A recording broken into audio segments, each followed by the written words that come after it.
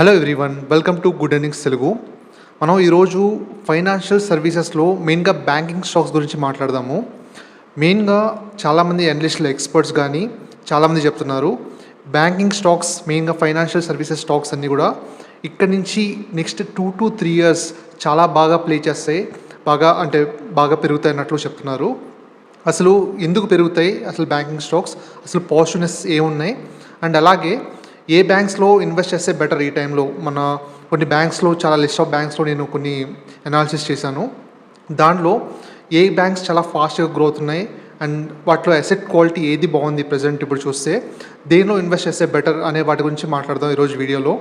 మనం present market కండిషన్లో మనం చూస్తే కొంచెం కాషియస్ కన్సర్న్లో ఉన్నాం మనం. అంటే ట్రేడ్ వార్స్ కానీ అన్నీ కూడా కొంచెం కాషియస్గా ఉంది. అండ్ ఈ టైంలో సేఫ్టీ ఎక్కువ చూస్తున్నారన్నమాట. చాలామంది ఎక్స్పర్ట్స్ కానీ సేఫ్టీ వైపు అయితే చూస్తున్నారు. దానిలో మెయిన్గా ఫైనాన్షియల్ సర్వీసెస్ ఎందుకు అంటే వాల్యుయేషన్స్ చాలా బాగున్నాయి, అట్రాక్టివ్ వాల్యుయేషన్స్లో అయితే ఉన్నాయి. మనం కోవిడ్ తర్వాత మనం చూస్తే లాస్ట్ 5 yearsలో మనకి నిఫ్టీతో పోలిస్తే బ్యాంక్ నిఫ్టీ పెద్దగా పర్ఫామ్ చేయలేదు, రైట్. అండ్ ఇప్పుడిప్పుడే మళ్ళీ బ్యాంక్ నిఫ్టీ ఇప్పుడు పెరగడం అయితే స్టార్ట్ అయింది.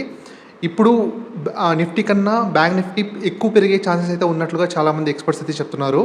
మనం చాలా బ్యాంక్స్ వాటి వాల్యుయేషన్స్ చూసినా, హెచ్డిఎఫ్సి బ్యాంక్, ఇంకా కోటక్ బ్యాంక్ కానీ, యాక్సిస్ బ్యాంక్ కానీ, పెద్ద పెద్ద బ్యాంక్స్ చూసినా కూడా వాటి వాల్యుయేషన్స్ చాలా చాలా చీప్గా ట్రేడ్ అవుతున్నాయి. కానీ అంటే పెద్ద పెద్ద బ్యాంక్స్ గురించి ఈరోజు డిస్కస్ చేయట్లేదు, మిడ్ సైజ్ చాలా అగ్రెసివ్ బ్యాంక్స్ గురించి మాట్లాడదాము. సో దట్ మన ఇన్వెస్టర్స్కి మనకి బాగా బెటర్ రిటర్న్స్ రావాలి కాబట్టి మనం మిడ్ సైజ్ అగ్రెసివ్ బ్యాంక్స్ పక్కనైతే మాట్లాడదాము. ఓకే, ఈ బ్యాంక్స్ ఇక్కడి నుంచి పెరగడానికి రీజన్స్ ఏంటి మనం చూద్దాం. ఫస్ట్ ఆఫ్ ఆల్ మనకి ఇంట్రెస్ట్ రేట్స్ తగ్గిస్తున్నారు కదా, మనకి ఆల్రెడీ 2 rate cuts అయితే అయ్యాయి. అది చాలా చాలా మంచి పాజిటివ్. అది ఇంకా రాను ఇంట్రెస్ట్ రేట్స్ కట్ చేయడం అయితే స్టార్ట్ చేస్తారు. అది చాలా మంచి పాజిటివ్ చెప్పాలంటే. అండ్ నెక్స్ట్ ఇంకోటి ఏంటంటే లిక్విడిటీ కన్సర్న్స్ అయితే ఉన్నాయన్నమాట. మన బ్యాంక్స్లో మనం చూస్తే మనకి డిపాజిట్స్ తక్కువ అవుతున్నాయి, లోన్స్ ఎక్కువ అవుతున్నాయి అనమాట. దీనివల్ల బ్యాంక్స్ అయితే ప్రాబ్లమ్స్ ఫేస్ చేస్తున్నాయి. రీసెంట్గా ఆర్బీఐ లిక్విడిటీ అయితే పెంచుతుందన్నమాట, ఇన్ఫ్యూజ్ చేస్తుంది, లిక్విడిటీ పెంచుతుంది. ఇది ఒక మంచి సైన్ చెప్పాలంటే. కానీ ఇంకొక ప్రాబ్లం అయితే ఉంది మైక్రో ఫైనాన్స్ సెగ్మెంట్లో. మనం చూస్తే లాస్ట్ కొన్ని క్వార్టర్స్ నుంచి మైక్రో ఫైనాన్స్ సెగ్మెంట్లో మెయిన్గా మైక్రో ఫైనాన్స్ ఇచ్చే చిన్న చిన్న ఎన్బిఎఫ్సిస్ కానీ అండ్ బ్యాంక్స్ కూడా సఫర్ అవుతున్నాయి అన్నమాట. అండ్ ఈ ఎన్బిఎఫ్సిస్ ఎక్కువ పర్సంటేజ్ ఉన్న బ్యాంక్స్ అయితే చాలా స్ట్రగుల్ అవుతున్నాయి.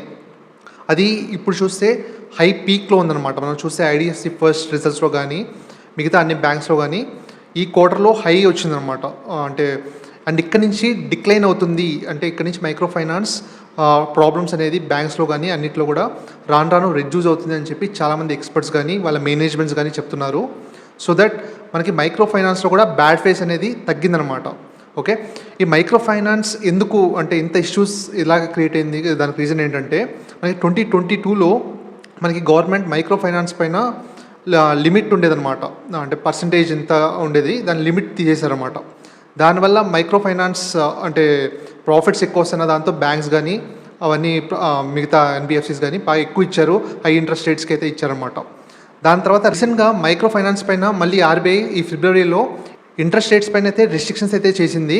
అండ్ ఇక్కడ నుంచి అంటే మైక్రో ఫైనాన్స్ పైన ఎక్కువ ప్రాబ్లమ్స్ రాకుండా ఉండాలని ఆర్బీఐ అయితే కొన్ని స్టెప్స్ అయితే తీసుకుంటుంది. ఇప్పుడు మనం చూస్తే ఆల్రెడీ ఇప్పుడు హెచ్డిఎఫ్సి బ్యాంక్ కానీ, ఐసిఐసిఐ బ్యాంక్, ఇవన్నీ బ్యాంక్స్ కొన్ని టాప్ బ్యాంక్స్ అని ఆల్రెడీ ఆల్ టైమ్ హైక్ అయితే రీచ్ అయ్యాయి, బాగా పెరిగాయి. లాస్ట్ 1 month నుంచి బాగా పెరిగాయి.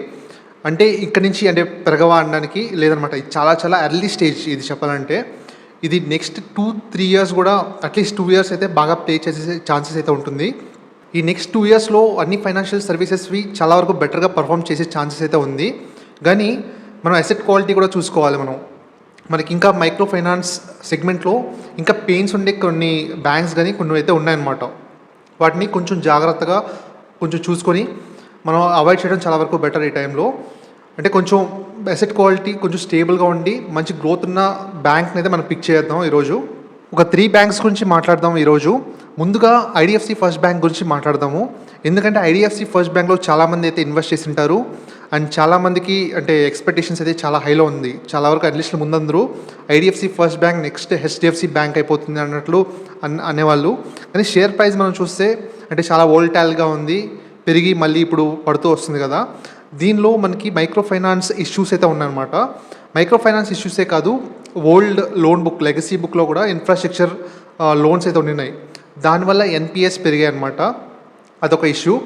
అండ్ ప్రజెంట్ మైక్రో ఫైనాన్స్ కూడా వీళ్ళు చాలా అగ్రెసివ్గా ఫాస్ట్గా గ్రో అవుదామన్న దాంతో వీళ్ళు మైక్రో ఫైనాన్స్లో బాగా పెంచారన్నమాట. వాళ్ళ సెగ్మెంట్ మైక్రో ఫైనాన్స్ బాగా పెంచారు. దీనివల్ల ఆ ఇష్యూస్ అయితే ఫేస్ చేస్తున్నారు బ్యాంక్ అయితే ప్రజెంట్. దీనివల్ల వీళ్ళు ఏం చేస్తున్నారంటే ప్రొవిజన్స్ పెంచుతున్నారు. ఆల్రెడీ డిఫాల్ట్ అవుతుందేమో అన్న దాంతో, లోన్స్ డిఫాల్ట్ చేస్తారన్న దాంతో ముందుగానే ప్రొవిజన్స్గా అమౌంట్ అయితే తీసి పక్కన పెడుతున్నారు. ప్రొవిజన్స్ ఒకవేళ లోన్ డిఫాల్ట్ అయితే వాళ్ళు సేఫ్గా పెట్టడానికి అయితే పెడుతున్నారు. దీనివల్ల మనం చూస్తే వీళ్ళ రిజల్ట్స్ అయితే బాగాలేదు. లాస్ట్ క్వార్టర్ బాగాలేదు, ఈ క్వార్టర్ రిజల్ట్స్ కూడా మనకు బాగాలేదు. మన ఈ క్వార్టర్ రిజల్ట్స్ చూస్తే మనకి 58% డిక్లైన్ అయింది. నెట్ ప్రాఫిట్లో మనకి 58% అయితే డిక్లైన్ అయింది. మనం మిగతా సెగ్మెంట్స్ మనం చూస్తే నెట్ ఇంట్రెస్ట్ మార్జిన్ ఇది లాస్ట్ టైం 6 పైన అయితే ఉన్నిందనమాట, 6%. అది కొంచెం డిక్లైన్ అయ్యి 5.95. మనకి నెట్ ఇంట్రెస్ట్ మార్జిన్ ఏదైనా బ్యాంక్స్లో ఎక్కువ ఉంటే బాగుంటుందన్నమాట. అంటే ఏదైనా లోన్స్ వీళ్ళు ఇస్తారు చూడండి, అది ఎక్కువ మార్జిన్ వచ్చిందనుకోండి ఎక్కువ ప్రాఫిట్ అనమాట. ఏ బ్యాంక్స్లో ఎక్కువ ఉంటే అది మంచి బ్యాంక్, అంటే మనకి ఫాస్ట్గా గ్రోత్ ఉంది, మంచి బ్యాంక్స్ అది. మన బ్యాంక్స్లో అన్ని బ్యాంక్స్లో హైయెస్ట్ ఉండేది మనకి ఐడిఎఫ్సి ఫస్ట్ బ్యాంక్ అనమాట. అది ఇప్పుడు కూడా పర్లేదు, బాగానే ఉంది. 5.95 అని కూడా చాలా ఎక్కువే చెప్పాలంటే, బాగానే మెయింటైన్ చేస్తున్నారు. అండ్ రిటర్న్ ఆన్ అసెట్స్ మనం చూస్తే బాగా తక్కువ ఉందన్నమాట, 0.41, 0.36. వీళ్ళు రిటర్న్ ఆన్ అసెట్స్ బాగా తగ్గింది, అది బెటర్ చేస్తామన్నట్లు చెప్తున్నారు. కానీ ఇంకా ఫ్యూ క్వార్టర్స్ పడుతుంది. దాని గురించి కూడా చెప్తాం, ఏం చెప్పారు మేనేజ్మెంట్, వాటి గురించి కూడా చెప్తాను నేను. అండ్ క్రెడిట్ కాస్ట్ ఇంప్రూవ్ అయింది. And net interest income improve అయింది. ఓకే, ఓవరాల్గా మనం చూస్తే వీళ్ళు అంటే బ్యాంక్ పర్ఫార్మెన్స్ అయితే బాగానే ఉంది. కానీ మైక్రో ఫైనాన్స్ సెగ్మెంట్ తీసేస్తే మెయిన్గా వాళ్ళు మిగతా సెగ్మెంట్ ఓవరాల్గా కోర్ బిజినెస్ మనం చూస్తే ఇయర్ ఆన్ ఇయర్ 31% అయితే పెరిగింది. ఓకే, బ్యాంక్ అయితే బాగానే రన్ అవుతుంది, అంతా చాలా బాగానే ఉంది. మెయిన్ ఇష్యూస్ ఏంటంటే మైక్రో ఫైనాన్స్ సెగ్మెంట్ అనమాట. అది ఇప్పుడు మేనేజ్మెంట్ ఏం చెప్పారు అంటే ఈ క్వార్టర్ రిజల్ట్స్ తర్వాత ఈ మైక్రో ఫైనాన్స్ సెగ్మెంట్లో లాస్ట్ టైం కూడా చెప్పారన్నమాట, ఈ క్వార్టర్ చాలా పీక్గా ఉంటుంది అండ్ ఈ క్వార్టర్ నుంచి రాను బెటర్గా ఉంటుందని చెప్పారన్నమాట. అలాగే చెప్పినట్లు ఈ Q4 రిజల్ట్స్లో కూడా మనం చూసాము ఇంపాక్ట్ అది. దీని తర్వాత నెక్స్ట్ నుంచి ఇంకా నెక్స్ట్ FY26 Q1 దగ్గర నుంచి రాను మైక్రో ఫైనాన్స్ ఇష్యూస్ రాను తగ్గుతూ వస్తాయంట. సో దట్ ఇక్కడ నుంచి నెక్స్ట్ FY25 కన్నా FY26 ఓవరాల్గా అయితే చాలా బెటర్గా ఉంటుందని చెప్తున్నారు. అండ్ అలాగే మనం చూస్తే వీళ్ళు మైక్రో ఫైనాన్స్ సెగ్మెంట్లో కూడా వీళ్ళు తగ్గిస్తూ వస్తున్నారు. వీళ్ళ పర్సంటేజ్ మైక్రో ఫైనాన్స్ సెగ్మెంట్లో తగ్గిస్తూ వస్తున్నారు. దీనివల్ల నెక్స్ట్ నెట్ ఇంట్రెస్ట్ మార్జిన్ కొంచెం ఇంపాక్ట్ అవ్వచ్చు, కొంచెం తగ్గుతుంది. అది అంటే తగ్గినా కూడా పర్లేదన్నమాట. మైక్రో ఫైనాన్స్ సెగ్మెంట్లో తగ్గిస్తే వీళ్ళ అసెట్ క్వాలిటీ అయితే బెటర్గా అవుతుంది అనమాట ఫ్యూచర్లో. ఇప్పుడు రాను FY25 కన్నా 26 కొంచెం బెటర్గా పర్ఫామ్ చేస్తారు. అండ్ నెక్స్ట్ FY27కి వచ్చేసరికి వీళ్ళ పర్ఫార్మెన్స్ చాలా బెటర్గా ఉంటుందని మేనేజ్మెంట్ అయితే చెప్తుంది. ఓకే, ఈ రిజల్ట్స్ చూడొచ్చు. ఐడిఎఫ్సి ఫస్ట్ బ్యాంక్ది క్వార్టర్లీ రిజల్ట్స్ మనకి 296 crores అయితే వచ్చింది. మనకి ప్రాఫిట్ ఆఫ్టర్ ట్యాక్స్ మనం లాస్ట్ క్వార్టర్తో కన్నా దాని ముందు ఇయర్ క్వార్టర్ కన్నా డిక్లైన్ అయితే అయింది. అండ్ వీళ్ళ సేల్స్ గ్రోత్ చూసినా బాగానే ఉంది. అండ్ ప్రాఫిట్ గ్రోత్ అంటే ఇప్పుడు తగ్గింది కదా, ఇప్పుడు లాస్ట్ 3 yearsలో 122% అయితే వీళ్ళు గ్రో అయ్యారు. ముందంతా బాగానే గ్రో అయ్యారు. వీళ్ళ వాల్యుయేషన్స్ మనం చూస్తే ప్రజెంట్ అయితే 1.3 ప్రైస్ టు బుక్ అయితే ఉందన్నమాట. మీడియం పీ దగ్గరికి అయితే ఉంది, మీడియం ప్రైస్ టు బుక్ దగ్గర అయితే ఉంది. వీళ్ళ వాల్యుయేషన్స్ అయితే రీజనబుల్ వాల్యుయేషన్స్, బాగానే ఉంది చెప్పాలంటే. స్టాక్ ప్రైస్ బాగా వోలటైల్గా ఉంది ప్రజెంట్ చూస్తే. అండ్ ఇంకొకటి కంపెనీ గురించి చెప్పాల్సింది, స్టాక్ గురించి చెప్పాల్సింది, వీళ్ళు మనీ రైజ్ చేస్తున్నారనమాట. వీళ్ళ ప్రిఫరెన్షియల్ ఇష్యూ ద్వారా April 17th అయితే అనౌన్స్ చేశారు. అరౌండ్ 7,500 crores అయితే వీళ్ళు రైజ్ చేస్తున్నారు మనీ అయితే. మన ఈక్విటీ డైల్యూట్ చేస్తూ అది వీళ్ళు మనీ రైజ్ చేస్తున్నారు. వీళ్ళు చెప్పడం అంటే వీళ్ళ బ్యాంక్ కమర్షియల్గా బాగా అంటే పెద్ద బ్యాంక్ లాగా నెంబర్ ఆఫ్ బ్రాంచెస్ పెంచుతారు. అండ్ డిఫరెంట్ ఇంకా వైజ్ వాళ్ళ బిజినెసెస్లో ఇంకా క్రెడిట్ కార్డ్స్ కావచ్చు, ఇంకా చాలా ఉంటాయి కదా వాళ్ళ బిజినెస్, వాటిలో ఓవరాల్ గ్రో అవడానికి అయితే ఈ 7,500 crores యూస్ చేస్తామని చెప్తున్నారు. ఇది ఈక్విటీ డైల్యూట్ చేస్తున్నారు కాబట్టి ఇది కొందరు ఎక్స్పర్ట్స్ అయితే కొంచెం బ్యాడ్గా ఫీల్ అవుతున్నారు. అంటే గ్రోత్ ఉండొచ్చు కానీ ఈక్విటీ డైల్యూట్ చేస్తున్నారు కదా, అది ఇన్వెస్టర్స్కి కొంచెం లిటిల్ కన్సర్న్ అది చెప్పాలంటే. అండ్ మెయిన్గా వీళ్ళు ప్రిఫరెన్షియల్ ఇష్యూ ద్వారా మనీ రైజ్ చేస్తూ ఇంకొకటి ఏంటంటే డివిడెండ్ కూడా ఇస్తున్నారు షేర్ హోల్డర్స్కి. ఓకే, వీళ్ళు మనీ రిక్వైర్మెంట్ అయితే ఉంది. రిక్వైర్మెంట్ ఉన్నప్పుడు డివిడెండ్ ఇవ్వకుండా ఆ డివిడెండ్ మనీతో అయితే యూజ్ చేయొచ్చు కదా వాళ్ళు కొంచెమైనా. కానీ మళ్ళీ డివిడెండ్ ఇస్తూ మళ్ళీ ప్రిఫరెన్షియల్ రైజ్ చేయడం, మనీ రైజ్ చేయడం, ఇది కొంచెం అంటే మార్కెట్లో కొంచెం కన్సర్న్స్ అయితే రైజ్ చేసాయి ఇన్వెస్టర్స్కి. ఓవరాల్గా ప్రజెంట్ ఐడిఎఫ్సి ఫస్ట్ బ్యాంక్ గురించి చూస్తే వాళ్ళ మైక్రో ఫైనాన్స్ దానిలో సెగ్మెంట్లో మాత్రం ఇష్యూస్ అయితే ఉన్నాయి. మిగతా అంతా బాగానే ఉందన్నమాట. టోటల్ లోన్ బుక్ గ్రోత్ కానీ అన్నీ డిపాజిట్స్ అన్నీ బాగున్నాయి. డిపాజిట్స్ కానీ అన్నీ చాలా బాగున్నాయి చెప్పాలంటే. మంచి గ్రోత్లో గ్రో అవుతున్నారు. అండ్ ఈ మైక్రో ఫైనాన్స్ ఇంకొద్ది రోజుల్లో రాను రాను డిక్లైన్ అవుతూ వస్తుంది. అండ్ నెక్స్ట్ 1 year తర్వాత చాలా వరకు చాలా బెటర్గా ఉంటుంది మన కంపెనీ చూస్తే. కానీ ప్రజెంట్ చూస్తే ఈ అనలిస్టులు ఏం చెప్తున్నారంటే కొంచెం కాషియస్గా అయితే ఉన్నారన్నమాట. మన ఈ మైక్రో ఫైనాన్స్ సెగ్మెంట్ ఇంకా ఉంది కాబట్టి ఇంకా కొంచెం కాషియస్గా సెంటిమెంట్ అంటే పాజిటివ్గా ఉన్న బ్యాంక్ పైన పాజిటివ్గా ఉన్న వీళ్ళ గ్రోత్ ఉంటుంది, డెఫినెట్గా గ్రోత్ అయితే ఉంటుంది. కానీ మైక్రో ఫైనాన్స్ సెగ్మెంట్ ఇంకా కొంచెం పెయిన్ ఉంది కాబట్టి కొంచెం వాచ్ఫుల్గా ఉండండి అన్నట్లు కాషన్గా చేస్తున్నారన్నమాట. నెక్స్ట్ బ్యాంక్ మనం చూస్తే ఏయూ స్మాల్ ఫైనాన్స్ బ్యాంక్. ఈ AU small finance bank results అయితే బాగా వచ్చాయి. Q4 రిజల్ట్స్ మనకి క్వార్టర్ ఆన్ క్వార్టర్ చూసినా ఫ్లాట్గా ఉంది. కానీ లాస్ట్ క్వార్టర్తో చూస్తే మంచి గ్రోత్ అయితే ఉందన్నమాట. అండ్ రీసెంట్గా వీళ్ళు డిఐ కూడా మంచి బయింగ్ అయితే చేస్తున్నారు మనకి దీనిలో ఏయూ స్మాల్ ఫైనాన్స్ బ్యాంక్లో. మనకు షేర్ ప్రైస్ చూస్తే మనకి చాలా ఇయర్స్ ఆల్మోస్ట్ పెరగలేదు. 4-5 years నుంచి కూడా కోవిడ్ అప్పుడు ఫాలో అయిన తర్వాత మళ్ళీ రికవర్ అయింది. అక్కడి నుంచి అయితే పెరగలేదు. ఆల్మోస్ట్ 4-5 years నుంచి స్టాక్ అయితే పెరగలేదు, అదే రేంజ్లో అయితే ఉంది. అండ్ వీళ్ళ గ్రోత్ మనం చూస్తే వీళ్ళ సేల్స్ గ్రోత్ కానీ వీళ్ళ ప్రాఫిట్ గ్రోత్ చాలా బాగుంది చెప్పాలంటే. అండ్ వీళ్ళకి నెట్ ఇంట్రెస్ట్ మార్జిన్ మనకి ఆల్మోస్ట్ 5.8 అయితే ఉన్నట్లుంది. ఈ క్వార్టర్ 5.8 అయితే వచ్చిందనమాట. వీళ్ళు మంచి గ్రోత్ ఉంది అండ్ హై మార్జిన్స్ అయితే మెయింటైన్ చేస్తున్నారు. అండ్ అన్ని బ్యాంక్స్లో కన్నా ప్రజెంట్ చూస్తే మంచి గ్రోత్ ఉన్న బ్యాంక్స్లో ఇది చాలా బెటర్గా ఉంది. ఐడిఎఫ్సి ఫస్ట్ బ్యాంక్ కన్నా నాకు ఇది బెటర్గా కనబడుతుంది ప్రజెంట్ అయితే. నెట్ ఇంట్రెస్ట్ మార్జిన్ బాగానే ఉంది, గ్రోత్ బాగానే ఉంది. అండ్ అసెట్ క్వాలిటీ కూడా వీళ్ళకి చాలా బెటర్గా ఉంది ప్రజెంట్ చూస్తే. Micro finance segment around 3% book ఉన్నట్లుంది. అండ్ క్రెడిట్ కార్డ్ కూడా 3% అయితే ఉంది. అరౌండ్ 10-11% అయితే ఉందన్నమాట. మ్యాక్సిమం 90% సెక్యూర్డ్ లోన్లో అయితే ఉందన్నమాట AU small finance bank. And వాల్యుయేషన్స్కి వచ్చి చూస్తే మనకి వీళ్ళు హిస్టారికల్గా 2018లో లిస్ట్ అయ్యారు.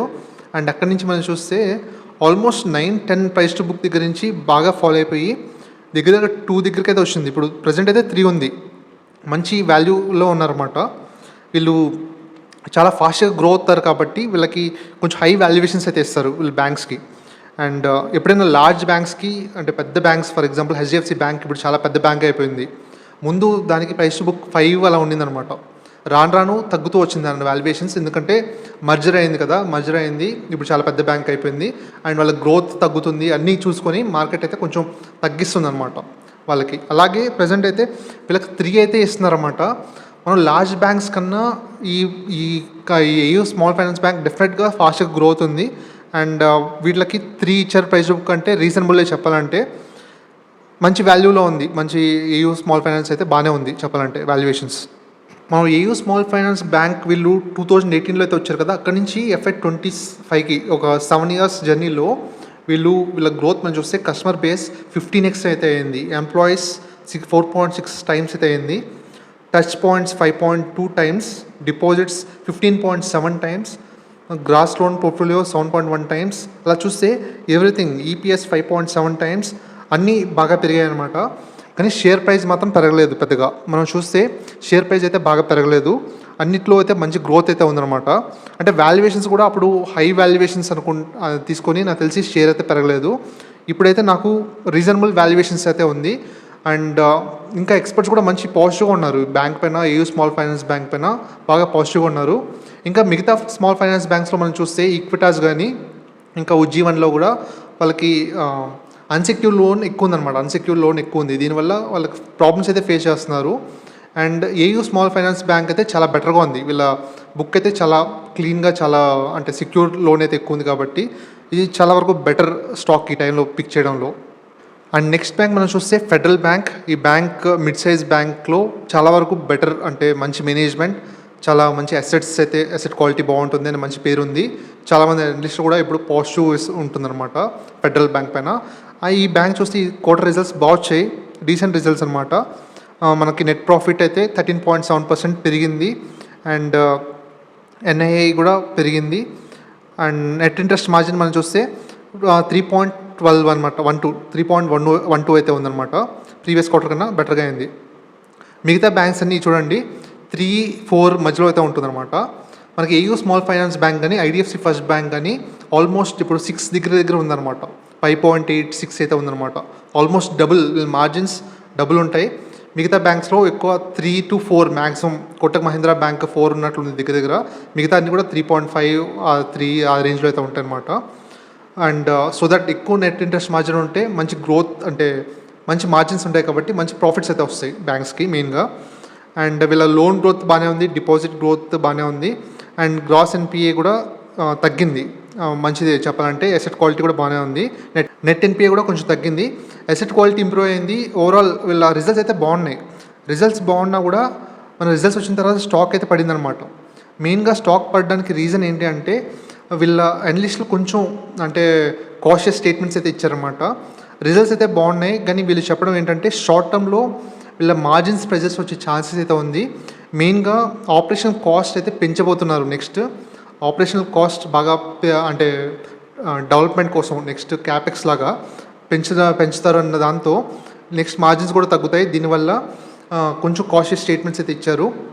అండ్ బ్యాంక్ అయితే రిజల్ట్స్ బాగున్నాయి, అసెట్ క్వాలిటీ ఎంత బాగుంది. లేకపోతే మెయిన్ ఆపరేషనల్ కాస్ట్ పెరుగుతుందంట, దీనివల్ల మార్జిన్స్ ప్రెజర్స్ అయితే వస్తాయి.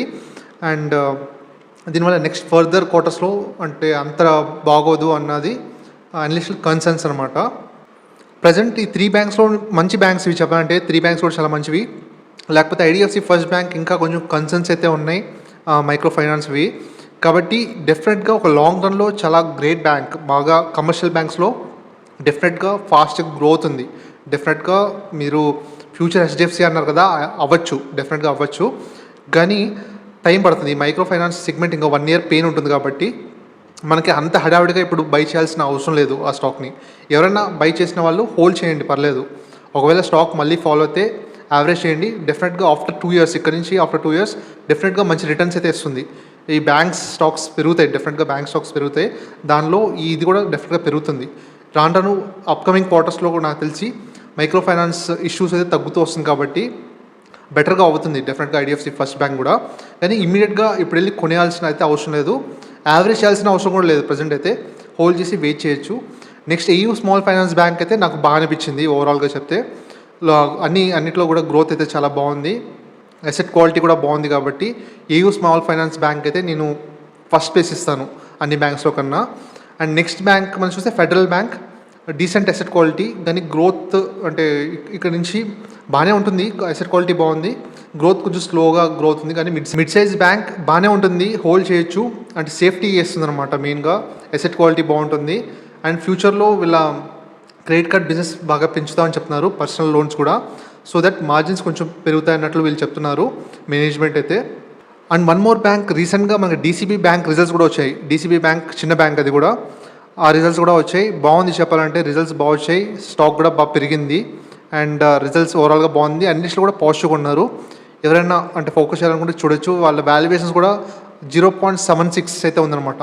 0.8 కన్నా కొంచెం తక్కువ, 0.76 అయితే ఉంది. మంచి రీజనబుల్ వాల్యుయేషన్స్. మనకి బ్యాంక్స్నే కాదు, ఓవరాల్ మన ఫైనాన్షియల్ సెగ్మెంట్, ఫైనాన్షియల్ అన్ని కంపెనీస్ కూడా బాగానే పర్ఫామ్ చేసే ఛాన్సెస్ అయితే ఉన్నాయి మనకి.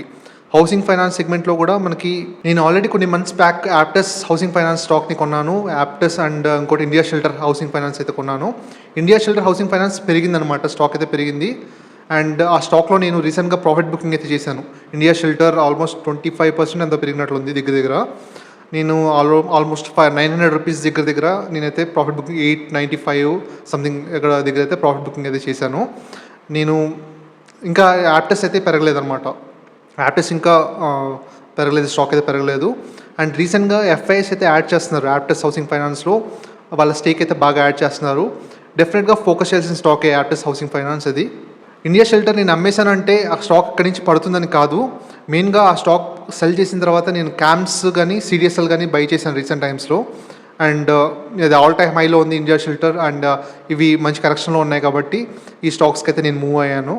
Thank you very much. Information మీకు యూస్ఫుల్ అయిందని ఫీల్ అవుతే లైక్ చేసి ఎంకరేజ్ చేయండి. ఇంకా మంచి మంచి వీడియోస్తో మన ఛానల్కి మంచి మంచి స్టాక్స్ మీకోసం తీసుకొస్తాను. అండ్ ఇది మన ఛానల్, మనం కలిసి ట్రావెల్ చేద్దాం అండ్ స్టాక్ మార్కెట్లో బాగా సంపాదిద్దాం.